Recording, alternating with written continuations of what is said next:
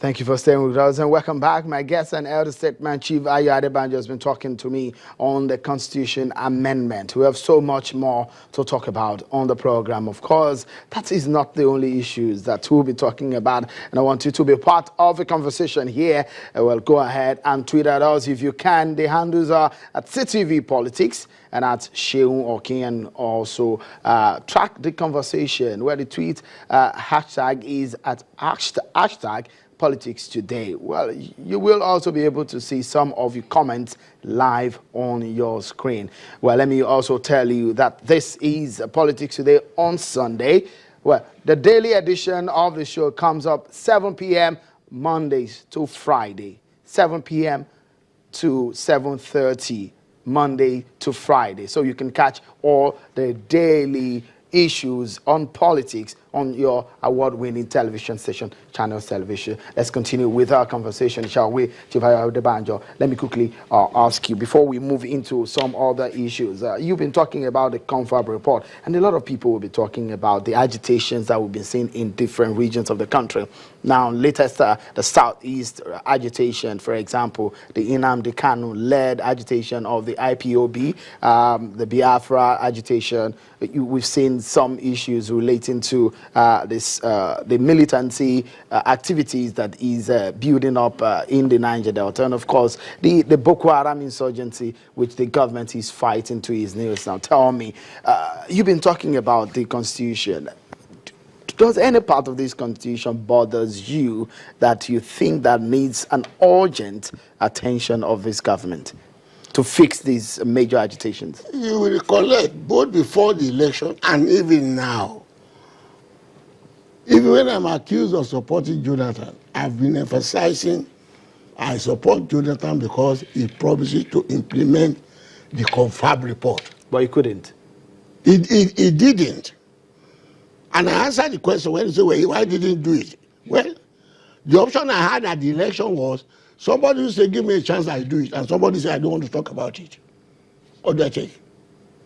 I take my time with somebody. So that was the reason why you supported Jonathan? Of course, that is the only reason, no other reason. And why? The reason is what you have not just talked about. The question of militancy, Biafra, and everything, they are all questions of marginalization of the minorities. And that is what we have resolved at the Confab. So I was telling you earlier that, well, all these problems, that including corruption that they are talking about, we have gone into the details, to the root cause of them. If the country has been really ruled under a truly federal law, Biafra will rise again. Don't blame people. I don't support anybody talking about Biafra now. It's too late for anybody to break this country. I don't support it.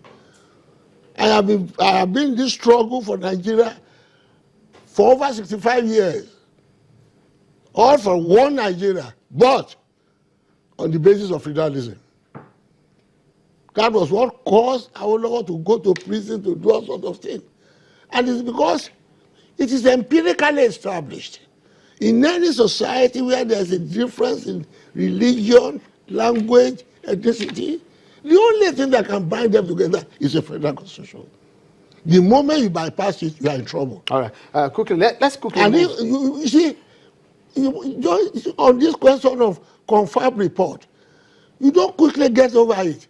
Even the present law that they are doing, the present administration, I wish them well. I wish him well. And he could only be well with Buhari if he implements the Confab report. If he doesn't implement the Confab report, all sorts of agitation will be coming in. Because the constitution under which is ruling is too powerful. And I have said it before, our constitution, the president under our present constitution is the most powerful president in the whole world. All these have been dealt with under the Confab report. And that's why I say you must have the will. And those who know the components, all that are contained in the Confab report, that's why they are afraid. Those who are honest, who honestly believe that this country will stay together in peace, those are the people who are agitating for it. But those who are beneficiaries of the awkwardness of the Constitution, like the people of the North, represented by Buhari, this is what I will continue to say. It may look ethnic the way you're putting it. No. If anybody watching you, they will say you're talking because you're a Yoruba man. Well, if I'm a Yoruba man, I wouldn't be talking about the Confab report. But when you're referring to the North, they are not Nigerians, isn't it? They are Nigerians because this is the thing that causes disaffection. But when did he call more disaffection when you refer to them in that manner? In what form manner? I said what I'm saying is the handicap that he's having, which cannot make him do equality, is because the Constitution as it is, if you don't amend it, favors the North more than we are. Why are you hiding the truth? That is why everybody is agitating. And I say, well, to stop that agitation, remove the cause of agitation. All right. So am I opposed to that? Let's quickly move into this issue. And mind you, Shehu, I have been in the cause of fighting for the unity of this country pre-independence. The North, where they have Boko Haram now, I was there for a whole year in 1979, campaigning for the UPN. If I'm a sectionalist, I don't like the North, I won't be there.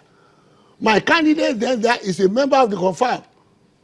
Paul Bassi is still alive. If he's watching this program, we know. All right. Quickly, sir, before, so I want to the question of hating the North or being ethnic shouldn't arise. I want to quickly get your because thoughts. We have the people emphasizing what will remove inequality, unfriendliness, or anything like tribalism. If you don't go to the root, don't talk by word of mouth. Chief Adebanjo, let me quickly get your thoughts. A major trend in this government since assuming office is that of the fight against corruption, which the president has said he was going to fight. What are your thoughts about how that particular trend has gone and the way and approach the president has taken? No, the approach to fight corruption, I support Buhari 100%. My only reservation is that I am a stickler to the rule of law. And that is going to be strange. That was the basis of my fight during the Nadeko against the Babacha. I will not support fighting for anything in violation of the rule of law. Do what you can do to wipe up corruption, jail them if the law says so, kill them if the law says so. Because the moment you go outside that, we have anarchy. And that will be what I fought for against Abacha. Abacha was the maximum ruler. And what those of us who were real Nadeko fighters at that time fought for was that we want a constitution that will obey the rule of law. And for your information, this present president, Muhammad Buhari, go back to his inauguration address. He said, I will obey the rule of law. All right. Anything now contrary to that is a violation of his undertaking. Chief Adebanjo, a former Nadeko member. Are you still a Nadeko member? See there. How interesting. Because the spirit is there. It is the spirit of Nadeko that is troubling the country. Interesting. A chieftain of the then UPN. Well, they are reviving the UPN, an AD national chairman then, and of course, a chieftain of the Afenifere group, a Yoruba pan-social and political organization, and of course, an elder statesman. He's been talking to us on several issues, Confab, Constitution Amendment, and of course, the state of the nation. Many thanks for coming on. It's always a pleasure hosting you on the program. Thank you. Well, we take a moment here, and when we return, our attention shifts to some very deep political issues. My guest is a very interesting personality.